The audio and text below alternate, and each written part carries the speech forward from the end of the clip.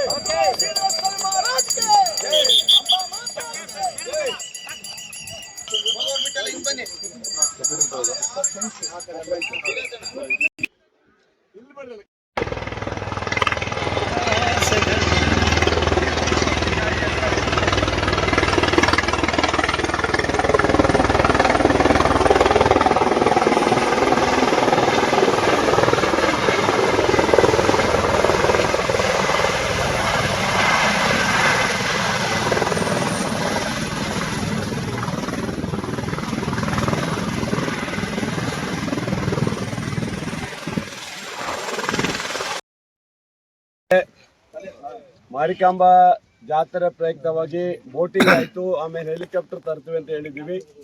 ಸ್ವಲ್ಪ ತಾಂತ್ರಿಕ ಇದಾಗಿ ಸ್ವಲ್ಪ ಪ್ರಾಬ್ಲಮ್ ಆಯಿತು. ಇವತ್ತು ಬಂದಿದೆ, ಹೆಲಿಕಾಪ್ಟರ್ ಬಂದಿದೆ. ರಾಜೀವ್ ಅಂತ ಪೈಲಟ್ ಇವರು ಇಲ್ಲಿ ಬಂದಿದ್ದಾರೆ. ಇವತ್ತು ಬಹುಶಃ ಹೊಸದೇ ಬಂದಿರಬೇಕು, ಚೆನ್ನಾಗಿದೆ. ಒಟ್ಟು ಇವತ್ತಿಂದ ಎಷ್ಟು 5 ದಿವಸ ಕಾಲ ಈ ಒಂದು ಹೆಲಿಕಾಪ್ಟರು ನಡೀತದೆ. ಸಾರ್ವಜನಿಕರು ಮತ್ತು ಯಾರ್ಯಾರು ಇಂಟ್ರೆಸ್ಟ್ ಇದ್ದಾರೆ ಅವರೆಲ್ಲ ಹತ್ತಲಿಕ್ಕೆ ಅವಕಾಶ ಇದೆ. ಒಂದು ರೌಂಡು ಸುಮಾರು 10 ಕಿಲೋಮೀಟ್ರ್ ಹೋಗಿ ಬರ್ತಾರೆ.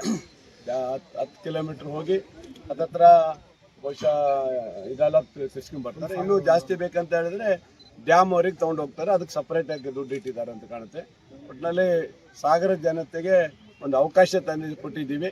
ಎಲ್ಲ ಕಡೆ ಮಾಡ್ತಾರೆ ಈಗಲೇ ಹೆಲಿ ಟೂರಿಸಮ್ ಅಂತ ಹೇಳಿ ಮೊನ್ನೆ ಕಾರವಾರದಲ್ಲಿ ಮಾಡಿದ್ರು, ಇವತ್ತು ನಾವು ಇಲ್ಲಿ ಮಾಡಿದ್ದೀವಿ. ಒಂದು ಹೊಸ ಕಾನ್ಸೆಪ್ಟ್ ತಂದಿದ್ದೀವಿ, ನೋಡೋಣ ಅಂತೇಳಿ. ಹಾಗಾಗಿ ನೋಡೋಣ, ಪ್ರಯತ್ನ ಪಟ್ಟಿದ್ದಾನೆ ನಮ್ಮ ಕಿರಣ್ ದೊಡ್ಡ ಮನೆ ಮತ್ತು ಅವರ ಸ್ನೇಹಿತರೆಲ್ಲ ಸೇರಿ ಏನೋ ಒಂದು ಜಾತ್ರೆಗೆ ಒಂದು ಪ್ರಯತ್ನ ಮಾಡ್ಬೇಕಂತ ಮಾಡಿದ್ದಾರೆ. ಒಳ್ಳೇದೇ ಅದು, ಅವೆಲ್ಲ ಮಾಡಬೇಕು. ಒಂದು ಜನರಿಗೆ ಒಂದು ನಿರೀಕ್ಷೆ ಇರುತ್ತೆ. ಅಲ್ಲಿ ನಮ್ಮ ಮನೆಯಿಂದ ಹೋಗಿ ಸ್ವಿಮ್ಮಿಂಗ್ ಪೂಲ್ ಎಲ್ಲ ನೋಡ್ಕೊಂಡು ಹಂಗೆ ಕ್ರಾಸ್ ಎಲ್ಲ ಮುಗಿಸ್ಕೊಂಡು ಬಂದಿವಿ. ಜಾಸ್ತಿ ಬೇಡ ಅಂದ್ರೆ ಸಾಕಿತ್ತು, ಚೆನ್ನಾಗಿತ್ತು. ಎಲ್ಲ ಇಡೀ ನಮ್ಮ ಸಾಗರದ ಜನ ನೋಡ್ತಾ ಇದ್ದಾರೆ, ಎಲ್ಲ ಹೆಲಿಕಾಪ್ಟರ್ ನೋಡ್ತಾ ಇದ್ದಾರೆ. ಭಾಳ ಜನ ಇವಾಗ ಹತ್ರ ಕೆಳಗಡೆ ಹೋದ್ರಲ್ಲ, ಹಾಗಾಗಿ ಎಲ್ಲರೂ ನೋಡ್ತಾ ಇದ್ದಾರೆ. ಒಂದು ಎಂಜಾಯ್ ಮಾಡ್ಬೋದು. ನಿಮಗೆ ಹೆಲಿಕಾಪ್ಟರ್ ತುಂಬ ಅನುಭವ ಇದೆ, ಆದರೆ ಇದು ನೋಡಿದಾಗ ಕ್ಷೇತ್ರ ಅಭಿವೃದ್ಧಿ ಕೆಲಸ ಮಾಡ್ಬೋದು ಮೇಲ್ಗಡೆ. ಅಲ್ಲಿ ನೋಡಿದೆ ನಾನು, ಅಲ್ಲಿ ನೋಡಿದಾಗ ಏನಾಗುತ್ತೆ ಅಂದರೆ ಅಭಿವೃದ್ಧಿ ಅಂದರೆ ಗೊತ್ತಾಗಲ್ಲ, ಅದು ಅಷ್ಟೊಂದು ಇದಾಗಲ್ಲ. ಚೆನ್ನಾಗಿ ಮಾಡ್ಬೋದು ಅನಿಸ್ತದೆ. ಕೆಲವೆಲ್ಲ ನೋಡಿದೆ ಸ್ವಿಮ್ಮಿಂಗ್ ಪೂಲ್ ಅಂತೂ ಭಾರಿ ಚೆನ್ನಾಗಿ ಕಾಣ್ತದೆ, ಎಷ್ಟು ಚೆಂದ ಕಾಣ್ತದೆ. ಮತ್ತು ಇದು ಅಷ್ಟು ಚೆನ್ನಾಗಿ ಕಾಣ್ತದೆ. ಸ್ವಿಮ್ಮಿಂಗ್ ಪೂಲ್ ತುಂಬಾ ಚೆನ್ನಾಗಿ ಕಾಣ್ತಿದೆ. ಅದು ಗಣಪತಿ ಕೆರೆದು ಕಾಣ್ತಾ ಇತ್ತು, ಆಮೇಲೆ ಧ್ವಜಾನು ಕಾಣ್ತಾ ಇತ್ತು. ದೇವಸ್ಥಾನ ಗೋಪುರ ಮಾತ್ರ ಕಾಣ್ತಾ ಇದೆ.